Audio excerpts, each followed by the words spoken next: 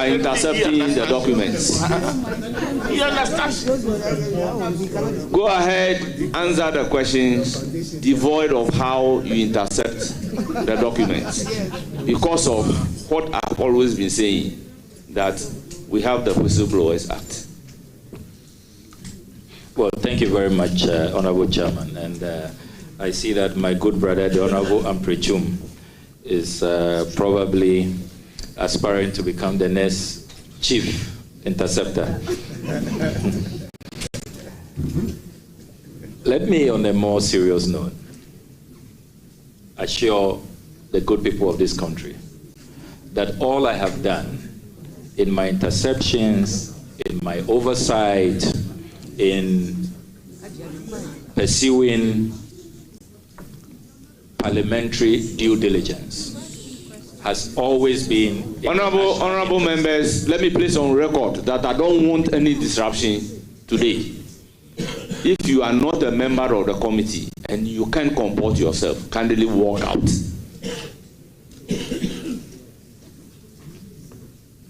Well, thank you very much, Mr. Chairman. Mr. Chairman, as I was saying, all the interceptions, the parliamentary oversight, the due diligence I have carried out as MP and ranking member on the Foreign Affairs Committee has been in the national interest. Indeed, many Ghanaians have celebrated me for saving this country billions of dollars, not cedis, dollars. I can go through a long list of over 100 exposés which have saved this country billions of dollars. And I would have thought that my colleague will be commending me for saving this country billions of dollars. On the specific matters you raise, Oslo Chancery purchase. Again, I should be commended that I saved this country $12.2 million. Remember that you had appeared before us that you were going to purchase that chancery. You brought us the information that you were about to purchase that chancery based on the $50 million facility that the Honorable Hannah Tete secured before she left the ministry. I then decided to carry out due diligence. And in the work that I did, not being an armchair ranking member who is told that we are going to buy a chancery and then I give you approval, blank check, yeah, go ahead, go and buy it. When I did a due diligence, I discovered that the property had been purchased a few months before Ghana was going to buy it for $12.2 million, for $4 million. And I raised alarm. Indeed, the court documents that I have read, and you rightly confirmed that the Norwegian property owner took the government of Ghana to court. The defense of Ghana is that your ministry, the foreign ministry, did not authorize the official who went to commit Ghana. And that is why Ghana then won the case. And that official, it means you wouldn't have known that your officials in Norway were committing you to this outrageous purchase, which will have cost Ghana money. So please commend me. I saved Ghana money. Then on access, the visa deal. I'm again surprised that you say that that matter is not true. And you see, you can't have it both ways. You can't be complaining about leaks, that people are leaking documents to me from the ministry. And at the same time, you say that I'm just engaged in, putting out a figment of my imagination, I can confirm today that thanks to the oversight that I carried out, the latest information when I was briefed by the directors at the ministry is that that whole transaction did not follow due process. It did not follow the Procurement Act. If it was PPA, if it was a PPP arrangement, it required parliamentary approval. All of that was not followed. So they showed me documents confirming that the ministry has rescinded, has backed out of the deal. And indeed, they've gotten access to write a letter committing that they were no longer going ahead with that agreement. Again, I saved Ghana $38 million. So, please, I know that sometimes when we carry out our oversight, it may not be pleasing to you, but we do it not with malice, not because we don't like you. It's just love for country. As I always say, for God and country.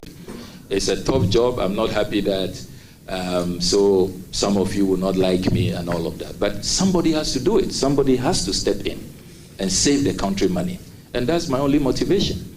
All the scandals I've put out have been confirmed. Indeed, those who even went to court seeking to take me on, they lost. Check all the court cases. Because I make sure that I always secure unimpeachable, irrefutable, and incontrovertible evidence before I put these matters out. Thank you. Thank you very much. Any further questions? Mr. Chairman, I go back to this 38 million. It is not true that you have saved Ghana $38 million because Ghana was not going. Honorable member, it is not for you to establish. It is not for you to establish whether it is true or it is not true. If you want to go that tangent, we may not be able to. You have asked a question, the nominee has provided the answer. So how do we create the opportunity for you to say it is not true? You also say it is true. So please take his answer, whether true or not. So proceed to answer. To ask another question. Before due respect, in that particular transaction, Ghana government was not going to pay any money. That is the point I'm making. So if Ghana government is not going to pay any money, how do you save Ghana government that money? That is the point I'm making. Is that your question? That is the point I was just trying to clarify. You are not here to make a point. You can put that to him as a question, and then you can elicit the answer. Okay. Mr. Nominee, would you agree with me? That was the investigation that you did, and you said the briefing that you had from the officers at the ministry, you came to the conclusion that you did save Ghana the 38 million, and that Ghana was going to pay the 38 million. And if that was the case, can you please tell the committee how that payment was going to happen or come about? Thank you. Thank you very much. Your response, please. Well, thank you very much, Honorable Chairman. I thought that the former Honorable Deputy Minister will confirm that they have backed out of that agreement since my expose. I think that's a more fundamental point, that if you felt that nothing untoward had happened, that everything was kosher, that it was a good deal, why did you run away from it when I did the expose? So please, you are not entitled to ask questions. So provide answers. Yes, Chairman. Question. Yeah. I appreciate the guidance. So let's be clear. The $38 million is what Access, the company, stood to benefit from that agreement based on the percentage that will go to that company.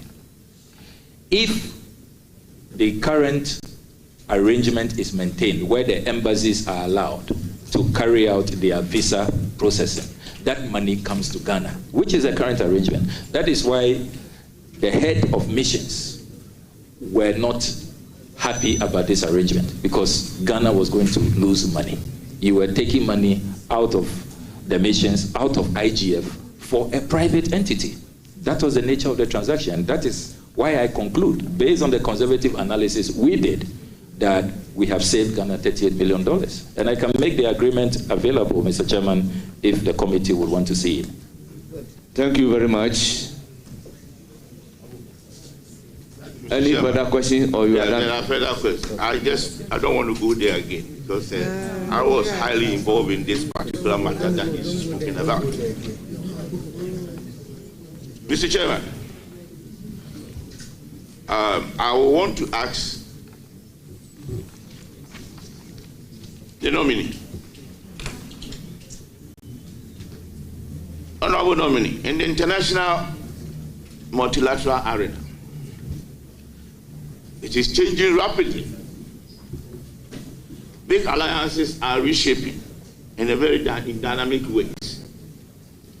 How do you plan to champion a strong African representation in the international system? Well, thank you very much for this well-informed question. And I wish I had 1 hour to answer this, but I certainly don't.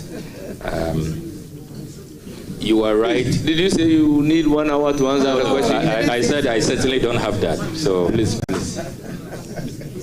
So, Mr. Chairman, first of all, the changing global dynamics have to be appreciated. We are clearly now in a multipolar world. We've moved from unipolar to bipolar. Now we are in multipolar. We are seeing the growing influence of the BRICS countries. Some of our citizens are even beginning to mount pressure that perhaps we should join BRICS, just as Nigeria did a few weeks ago. And we all know that BRICS is now presenting very interesting options. They have the new development bank, which has about $100 billion available in there, a combined GDP of about 27 trillion US dollars, 40% of the world's population. So in terms of market, that is a large market share. And we all know that our biggest trading partner now is China. And China is at the center, is right in there in this BRICS arrangement. So I think that Africa should really come to this table in a united way. Imagine what we can achieve, as Osajefo said, if we unite. At the UN, for example, the African bloc is the biggest bloc. We have more votes at the UN, but unfortunately we are not united. We don't vote in a particular way. Different, considerations. And it's the same challenge even with trade. Intra-Africa trade is still hovering under 20%. We trade more with Europe and Asia than we trade amongst ourselves. A very, very sad situation. And that's why Kwame Nkrumah muted the idea of the Africa Continental Free Trade Area in Addis Ababa in 1963. It took more than 40 years for it to now be coming into fruition, albeit in a very slow pace. So my response to you will be that let us unite. And I'm glad that President Mahama has so much goodwill. Look at the number of heads of states who attended his inauguration. And already he has so many invitations. He's just returned from Tanzania, Kenya, and everybody wants to, host him and have a discussion with him. And I think that he has that potential of not only becoming the focal point, a potential AU chairman, to really galvanize Africa and get the African nations to unite so that together we can have a common position on what the African interests should be. So that would be my approach, going back to the Nkrumah template of Africa must unite. Let's present a common force. And with that, we are talking about a market of about 1.5 billion. If we unite, we will be such a force that nobody can dare mess with us. But the challenge has been disunity. And that is really my philosophical outlook on these matters. Follow up, Mr. Chairman. Yes. You just mentioned the African Continental Free Trade Area. Mr. Nominee, until the NPP government was able to secure the use of Ghana as the base for the AFTA Secretariat, Ghana has been an active member of many multilateral platforms, but hasn't really attracted any significant secretariat comparable to the AU in Addis Ababa, or the UN office in Nairobi, or ECOWAS in Abuja. This is important because the borders are attracting jobs into their countries. or these countries are attracting jobs and opportunities into their countries. As foreign minister, how do you plan to leverage this position, Ghana being the secretariat of AFTA, to attract something tangible into the country? I mean, certainly I have gone on record in this House to commend your government for securing the Africa Continental Free Trade Area Secretariat. And I added, if you recall in that presentation, that it is a testimony of what we can achieve when we unite. I recall that former President Akufo-Addo reached out to former President Mahama, former President Rawlings, God bless his soul, former President Kufuor, and all of us across the divide, and said, look, let's form a joint campaign team and campaign for this secretariat. And that is why we were such a formidable force and we secured it. So I'm a bit disappointed that you have tried to partisan it and you have discounted the contributions that all of these former heads of states, particularly from my side of the political divide, did. And don't forget that the reason why it was also easy for Ghana to win the secretariat is because of Ghana's consistency. Kwame Nkrumah had mooted this idea on 25th May 1963, and then in 2012, January 2012, Professor John Evans Atta Mills, a renowned Nkrumahist, revived the discussion at the 18th ordinary session of the AU. He moved the motion that we must go back to the Africa Continental Free Trade Area. And that is why heads of state said that, look, Ghana's consistency on this matter, you are deserving to host the secretariat. So I think that it's a collective effort, CPP, NDC, MPP, all of us, and it shouldn't be partisan. But having said that, the thrust of your question is how we can leverage this. We need to make sure that we are hosting and winning. So as we host, we are getting more jobs created. Often there are concerns when these secretariats begin to recruit that it doesn't really favor locals and that they bring in a lot of outsiders. And these outsiders often get the top jobs. And then, you know, we are left with jobs that are not that rewarding. I intend to engage with the dynamic Secretary General, Wankele Meni, and I think that we should look at a plan on how we can really leverage on hosting, because we are spending so much money hosting. Some of the staff have also expressed concern about their working conditions and all of that. And I think that these are matters we can discuss in confidence and see how we boost employment opportunities for our people. Because I overrule your first question, you have your last questions to ask. Thank you, Mr. Chairman. Honorable Ablakwa, I do wish you well, and I know you will succeed. My last question. The African Union seems to have a credibility problem among young Africans, in that it is perceived as weak and toothless on the international stage. For example, in matters regarding the overstay of certain African leaders in power, the countless tragic deaths of African migrants crossing Sahara and the Mediterranean, and in the vocal defense of African interests on the global stage, the organization is found wanting. The AU, unlike the EU, appears to be too timid on behalf of its people. What would you, as foreign minister, do to help change this negative perception about the AU? Well, thank you very much, Honorable former Minister, for your kind wishes. And I must place on record that former Deputy Minister, that you prophesied 8 years ago that I will be Minister of Foreign Affairs. So I was quite surprised when in your earlier submissions you sought to take me on. But, Mr. Chairman, on a more serious note, if the Osagefo Dr. Kwame Nkrumah was alive, his response to this, your question, will be, I told you so. Remember that when he led the Casablanca group.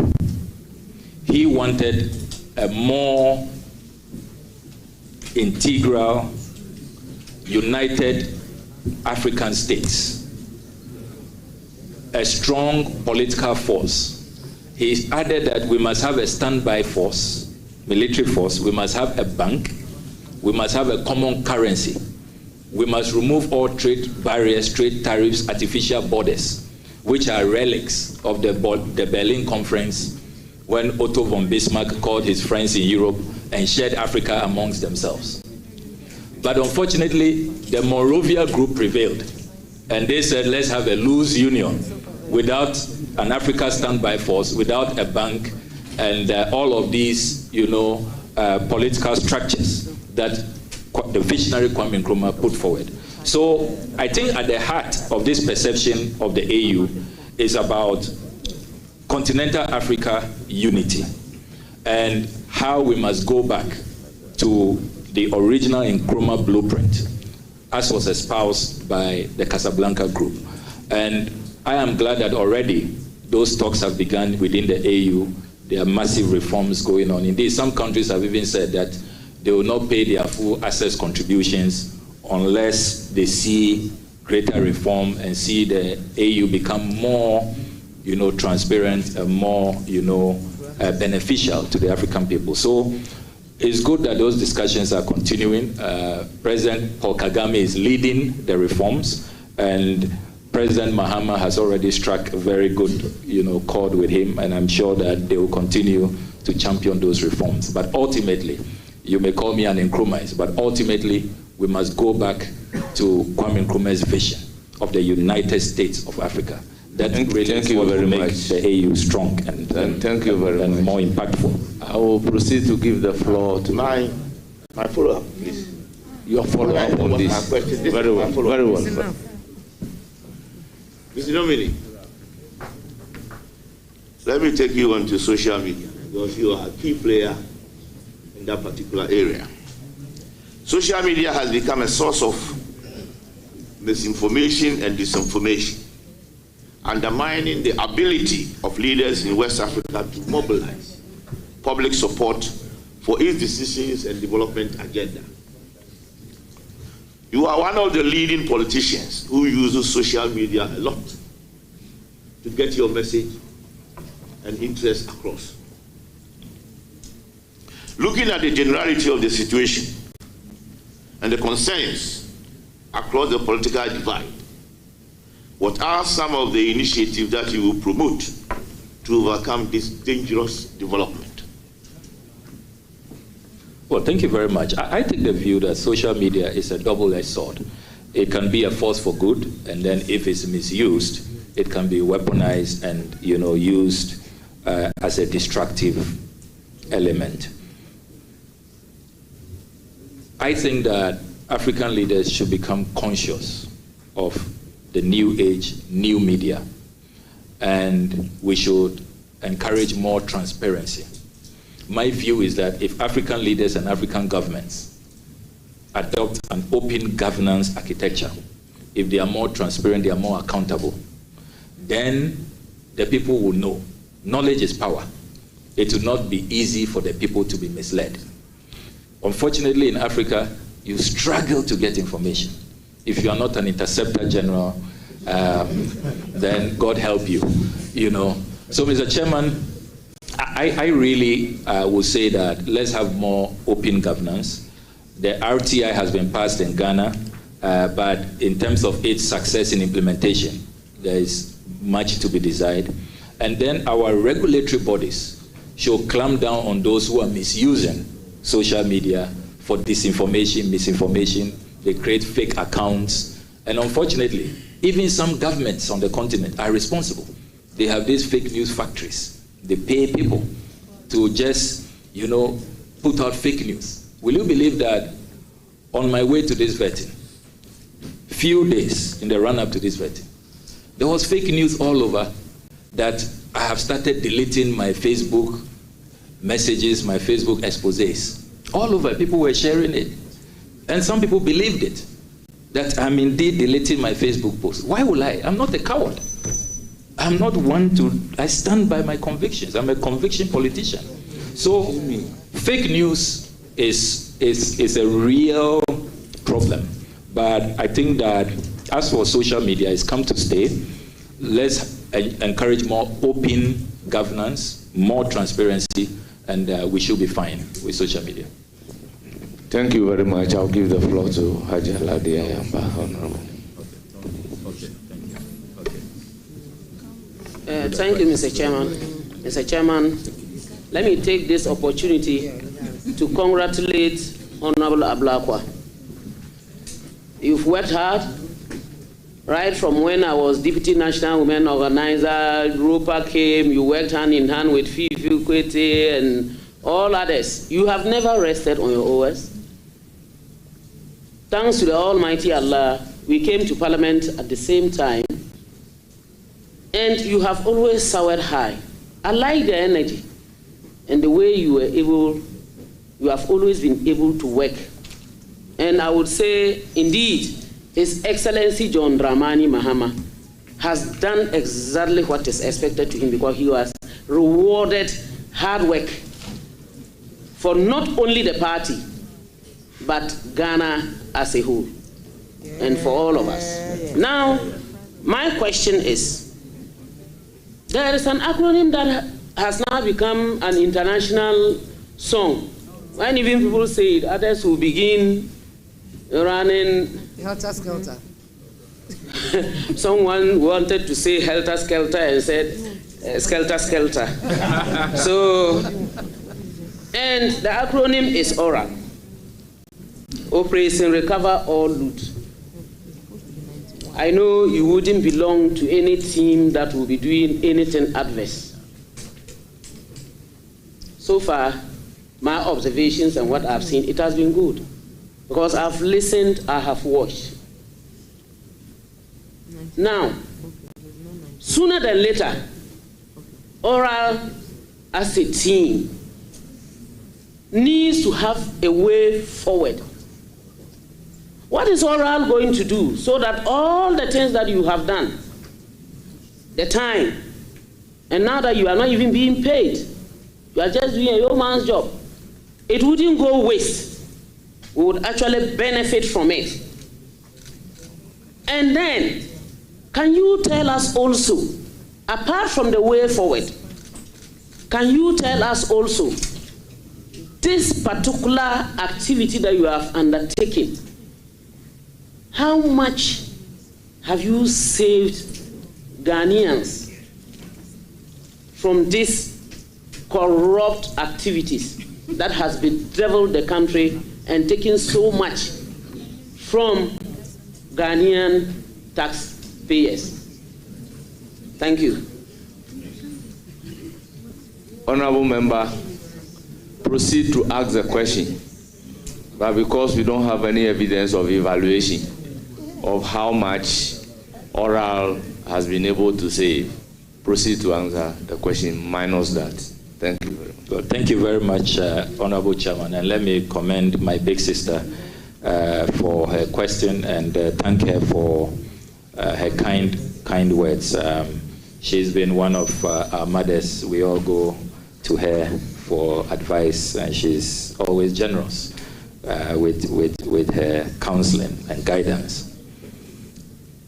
Mr. Chairman, as I said in my introduction, one of the jobs that I am so proud of,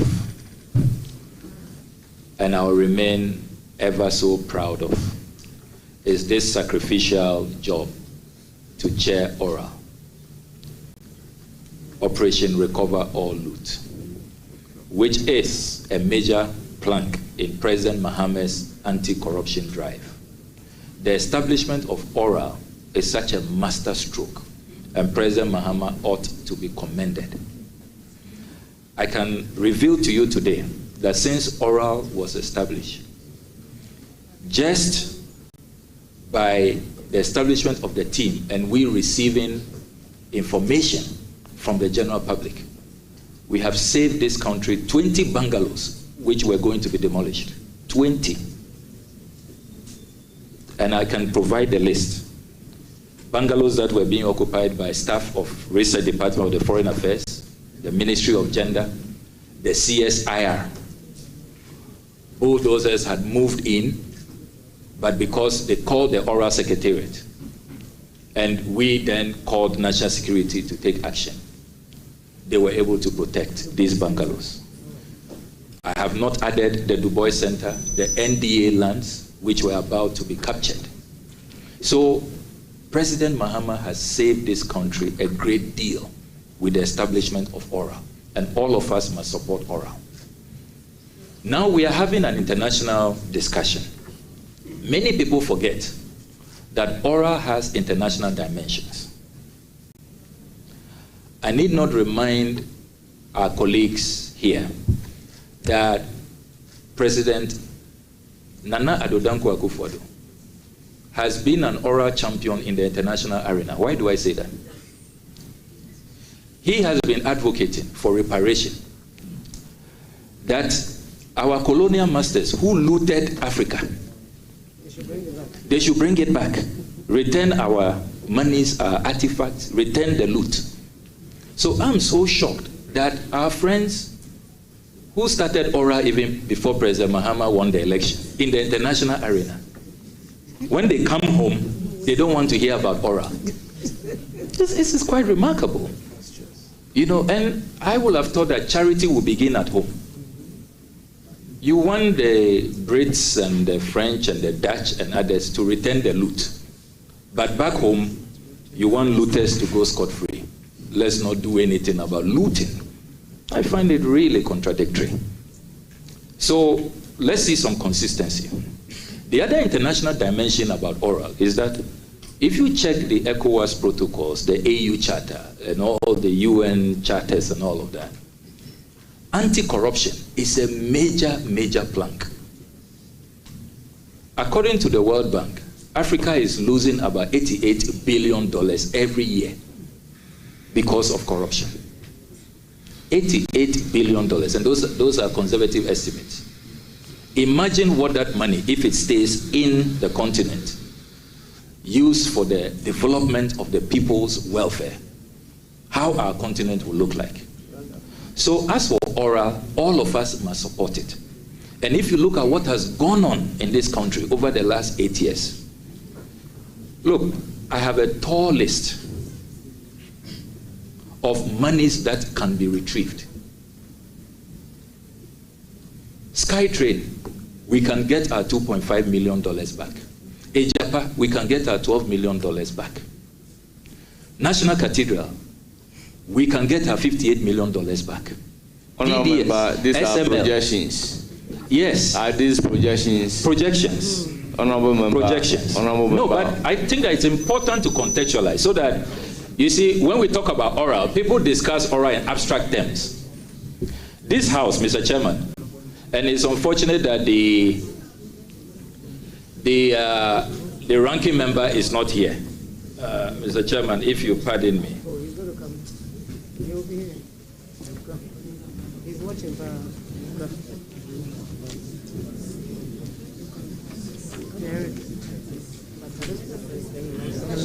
Honorable member, is there a document that you want to refer to? Yes, please, and to also table the document. You need to seek leave to refer to it. Yes, Mr. Chairman, I want to first secure the document, and then I will table it with your permission. Pardon me, I have quite a number of documents here.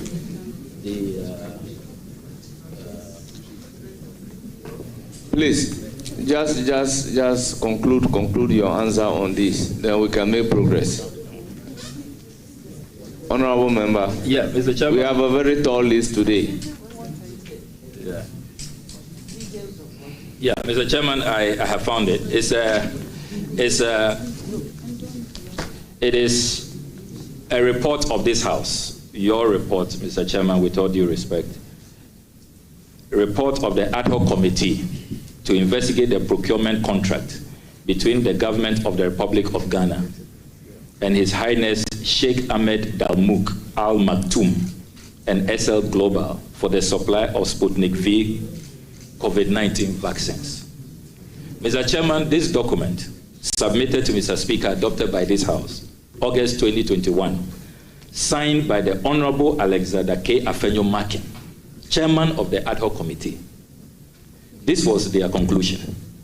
Paragraph 12.4. Quote, with your permission, Mr. Chairman.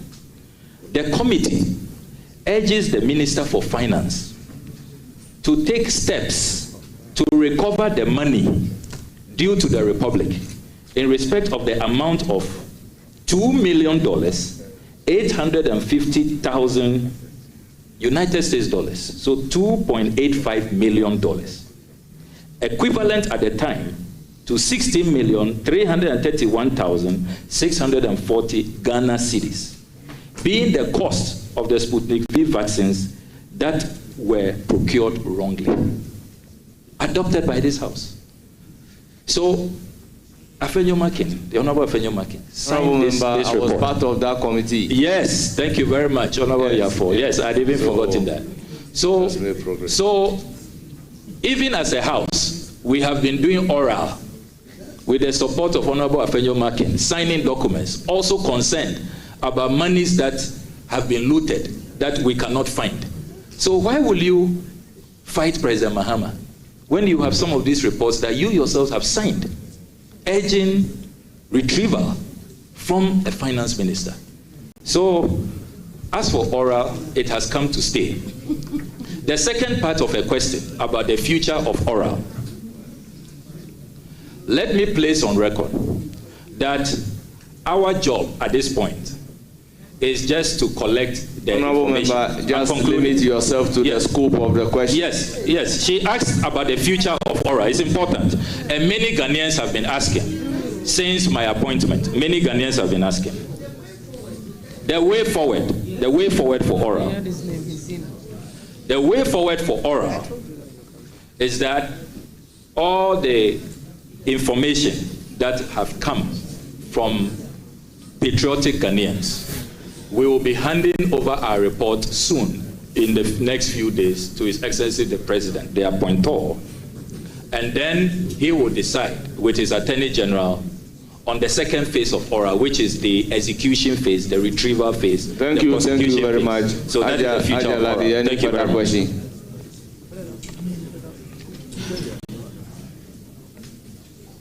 Thank you very much.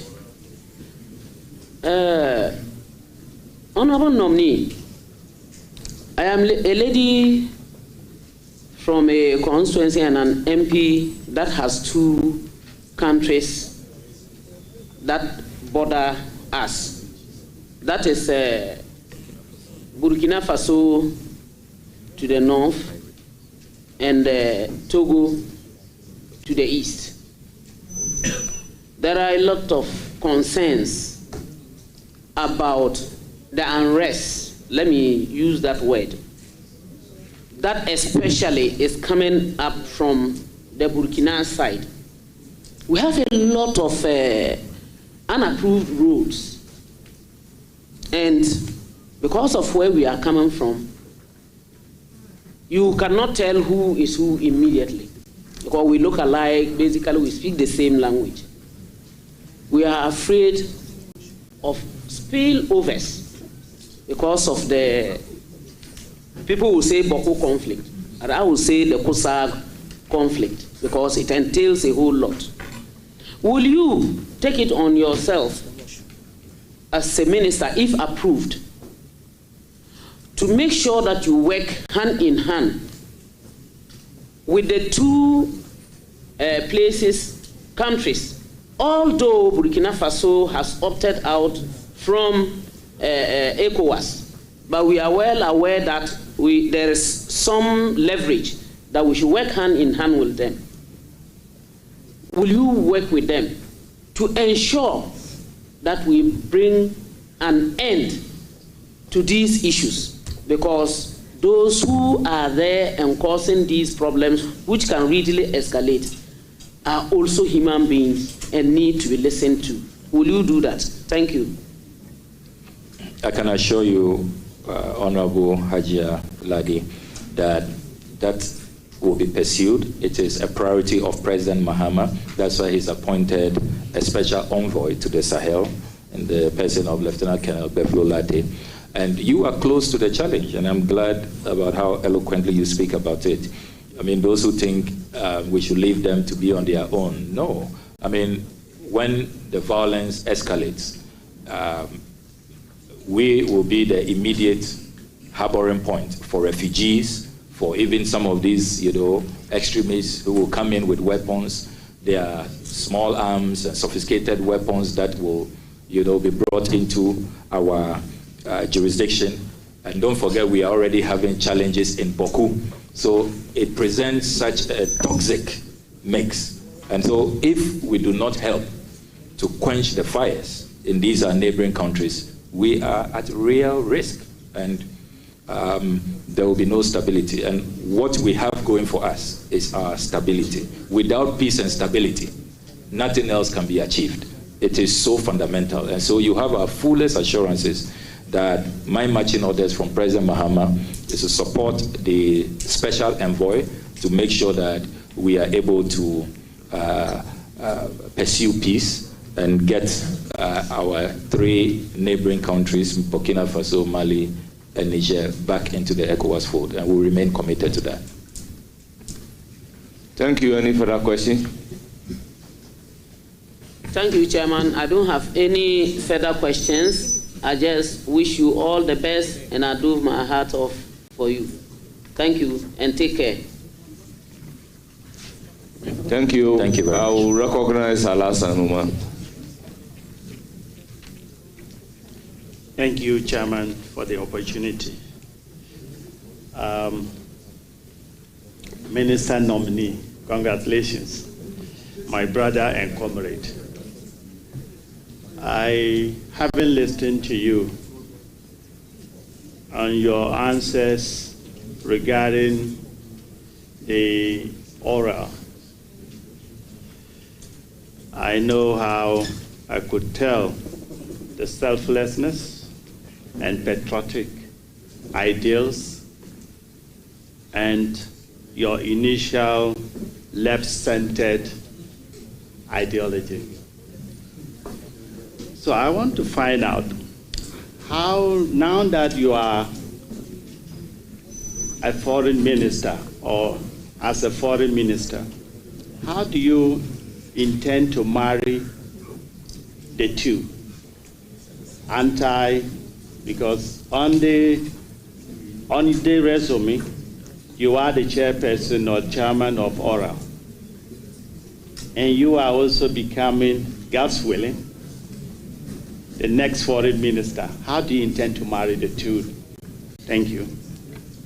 Well, thank you very much. A very brilliant Thank you question. very much, but let me place on record that you are not yet a foreign minister unless you are giving the nod. Thank you. Proceed to answer the question.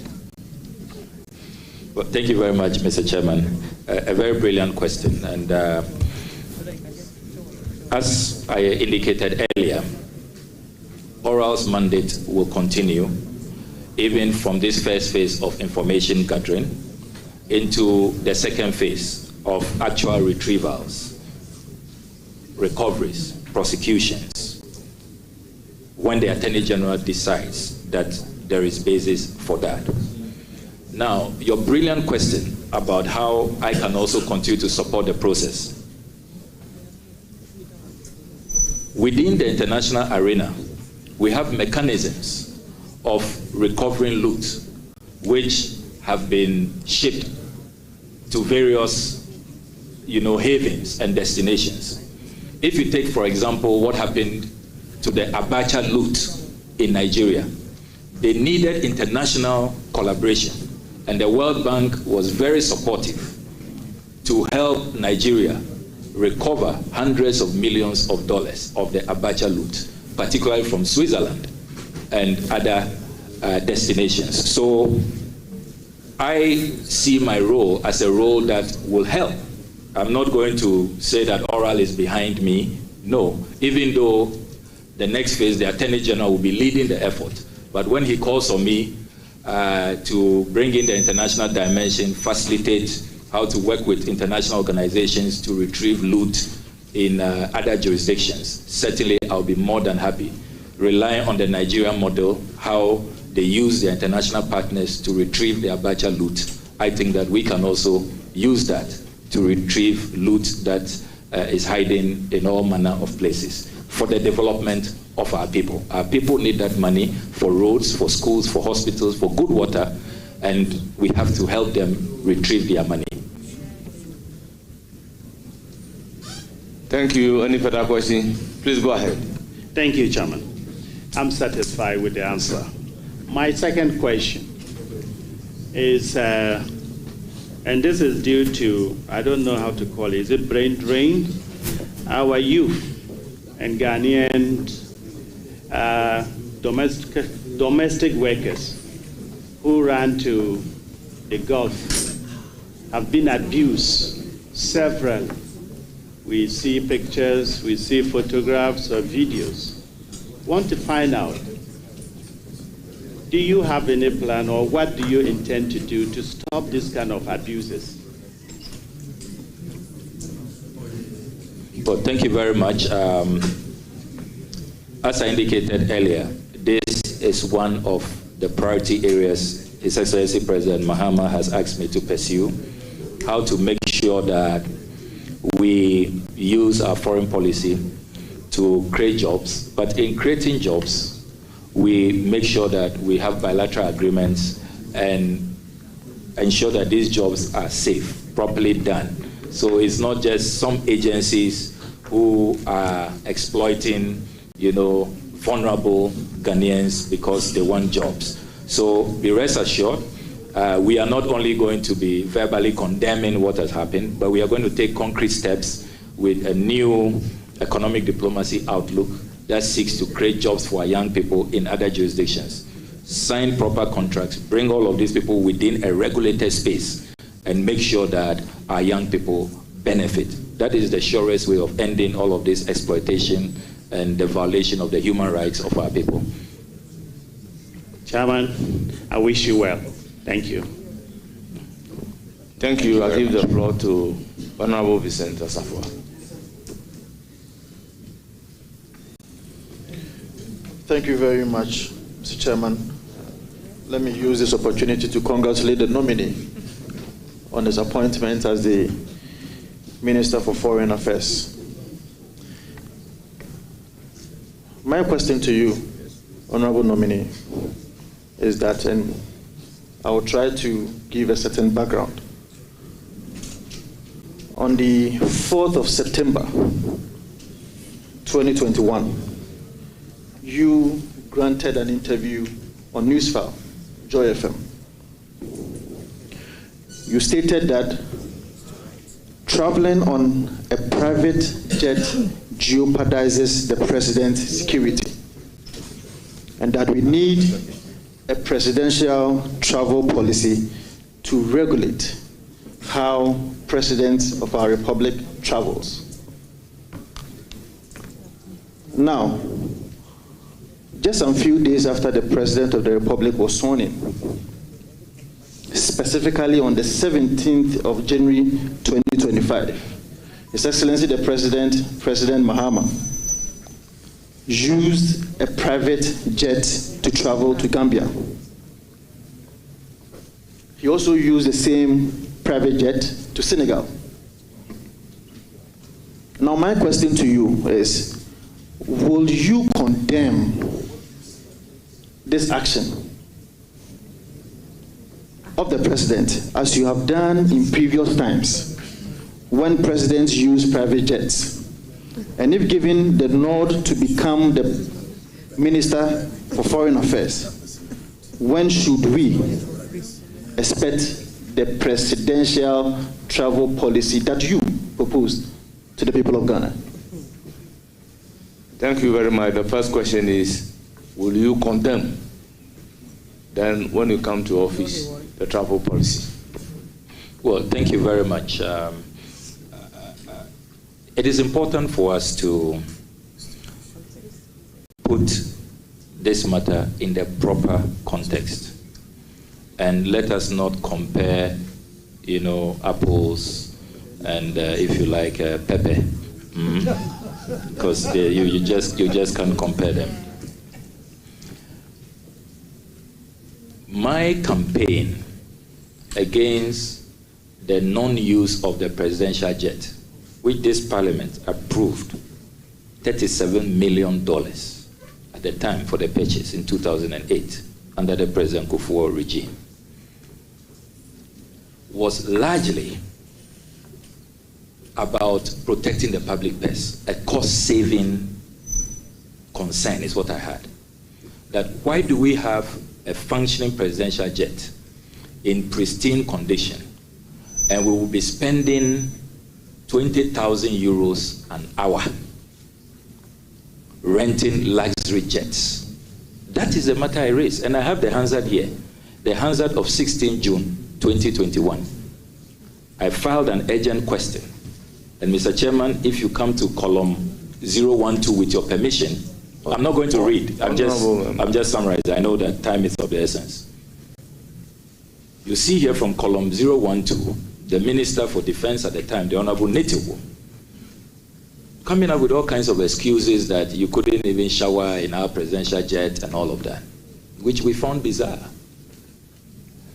So, put my concerns in proper context. It is about wastage, profligacy, the dissipation of scarce resources. That's the fundamental concern. Now, in the case of President Mahama, President Mahama is using his brother's private jet without paying for it. We are not being charged 20,000 euros an hour by the celebrated entrepreneur and business mogul, Ibrahim Mahama. What the presidency has explained is that in the initial days of the presidency, they asked the Ghana Air Force to present a report, conduct an assessment and present a report on whether the presidential jet was fit for purpose. The Ghana Air Force had delayed in their submission, and in the interim, his brother stepped in. We didn't pay for it. There was no financial loss to the state. I can confirm to you that since the Ghana Air Force presented its report, I remember that on the floor of this house, the former Minister for Defense told us that he can confirm that the jet is in great condition. And I found that very revealing, because when I was on this campaign in 2021, he was telling us the jet wasn't fit for purpose. But suddenly, under a different president, it's such a great jet which can be used. So we are glad that there's been a U-turn. The Honorable Netiwo has confirmed that the jet is in good use. And I can confirm that President Mahama has since resumed the use of the Falcon 900 EXE, Ghana's presidential jet. Now, on the second aspect of your question about the travel policy, this is a matter that I feel strongly about. And if given the opportunity to sit at cabinet, I will propose that Ghana formulates a presidential travel policy. If you take the United States, for example, when the president uses Air Force One for campaigns, for private use, he is made to reimburse the American taxpayer. So every campaign, they have an independent committee that monitors. If you use the presidential jet for private business, private fundraising, for campaigns, you pay back the fuel, the cost of using it, and all of that. So, and then they also have clear guidelines on who can use those jets and how it should be maintained and all of that. We don't have that. So it is important to pursue that policy. And I can assure you that I remain committed to it, and I think that it is time for Ghana to have a presidential travel policy.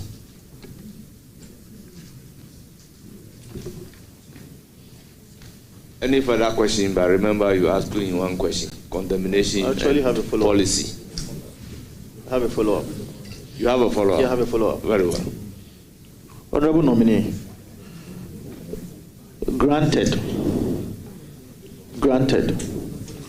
that His Excellency the former President Nana Addo Dankwa Akufo-Addo engaged in wastage and profligacy, in your own words.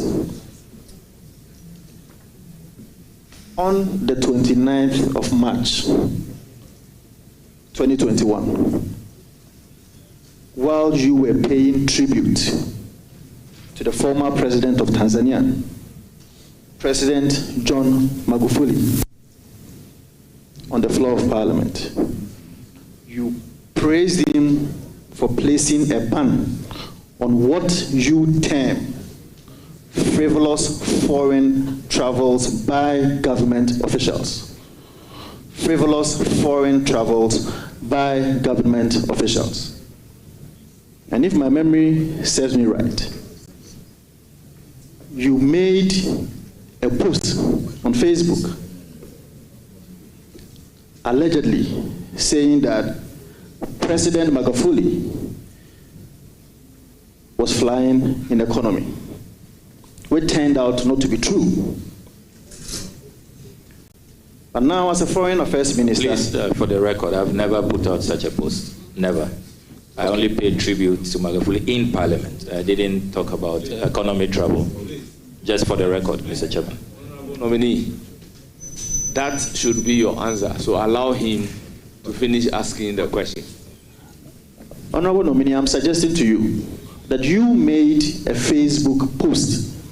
And in that Facebook post, you indicated that President Magufuli has been flying in economy, and for that matter, other African countries should also learn from him. Now, as a foreign affairs minister, obviously you will be engaged in a number of travels, specifically outside the country. And I am informed that foreign affairs ministers travel on either first class or business class. Now, if you were to make a round trip to New York in the United States of America with Emirates, you will be paying around 250,000 Ghana cedis on first class. Now, if you decide to do business class, you will be doing about 140,000 Ghana cedis. In your own words, His Excellency the President Nana Akufo-Addo engaged in wastage, profligacy. If you want to do economy, you'll be doing around 27,000 Ghana cedis.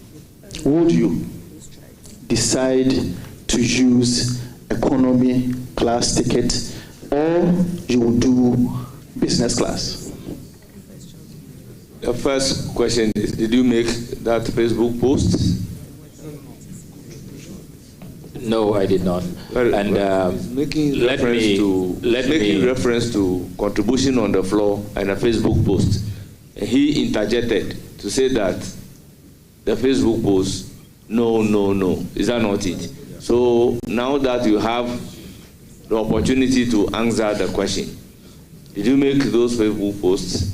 What was your contribution on the floor? So my contribution on the floor was to eulogize President Magufuli, and I stand by it. I think he's one of the greatest African leaders we've had, and it's a shame that he didn't live long. I mean, just like Professor Mills, he could not complete his term. And President Magufuli did a lot of things, a lot of cost-saving measures, including even reviewing how they celebrate their national days and all of that, renegotiating, their agreements in the extractive industry and all of that.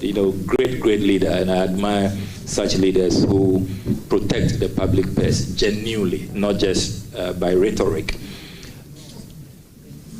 Having said that, I would also want to place on record that when given the nod as foreign minister, I shall never ever rent a 20,000 euros an hour luxury jet. Never ever. I shall never ever do that. Please, Honorable Asafwa, it is not the answer you want. So you have my full assurances. Now, on the matter of business class economy, Honorable Chair, I am wondering why members of parliament who fly business class don't want a foreign minister to fly business class. I'm really wondering what this is about and where they are headed. But I can assure you, Honorable Chairman, that I don't care a hoot which class I travel. If we get into economic difficulties and there is a policy that ministers should travel economy, I am happy to travel economy, because even as MP, there are times that I travel economy when I can, and I don't see it as a big deal. Indeed, when I met the Venerable Dr. Obeda Samwa, he told me that for the first 7 years, in the heady days of the revolution, as foreign minister, he was flying economy. Didn't take anything away from him. So I really don't care if there's a policy that let's fly economy. And don't forget that even about cost-saving measures, sometimes it depends on the airlines. As minister, I'll be interested in cost-saving measures. So if there is a travel, it is not only the class that you travel that you can save money. Even the airlines, can KLM take you there cheaper?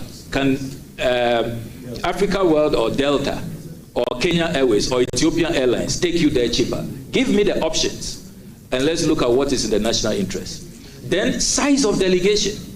I can assure you that what we saw in the recent past, where more than 300 people can claim to be going for a COP27, President Mahama would not tolerate that. So even size of delegation, you cannot decide to fly economy. But if you pack 1,000 people, 1,000 officials that you are flying economy, you haven't saved the country anything. You know, so we should be more nuanced about these discussions. It's not as simplistic as is being presented. I recognize the minority leader on a follow-up question. Very well, he said it's okay. So, Honorable Safwa, your second question. I would have wished that I would have another follow-up question, but it's fine. Let me ask my second question. Honorable nominee, you should be very familiar with the struggles of members of parliament, especially since the inception of the Fourth Republic. The struggles that they go through with many aspects of their work and life, especially with transportation. You and I are not Accra boys. We all came from our various regions and came to Accra. And so obviously, when you are elected as a member of parliament and you get to Accra, there are issues of transportation for members of parliament. Now, in the 8th Parliament, in spite of these glaring difficulties that are faced by members of Parliament... Honourable Member, your question, please. Honourable Chairman, with the greatest of respect, just 30 seconds to lay a background. It's not offensive, respectfully. I'm doing so you call this a on behalf of the people of Ghana. So